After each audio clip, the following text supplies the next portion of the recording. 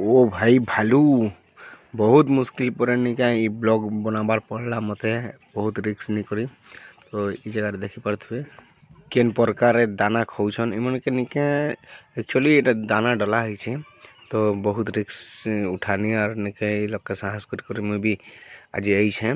और इटा होचे बागबेहरा जगह गोटे चंडी मंदिर अच्छे बहुत बढ़िया मंदिर है से जगह रे हमें आइसथिलु और ई जगह रे निके भालू पानी पीबार लगे ऐसी मंदिर के खाना देले भी खाए से हेले टिके हमें पहला बार देखि तो बहुत रिस्कफुल भालू बोले सबके डर लागसी जिंदगी रे बाघ गुटे भालू गुटे जिंदगी रे सबके भल लागसी बट हमें से जगह जाइथिलु बोली जिनिसटा देखवा के मिलला बोला निके टिके वीडियो शूट कर देसु बोलो आपण मन कर लागी। तो वीडियो केनता लागला निके एते रिस्कफुल कर बनालाटा कमेंट सेक्शन रे निहाती जनाबे भल लागले चैनल के सब्सक्राइब करबे निजर संग मन कर शेयर करबे।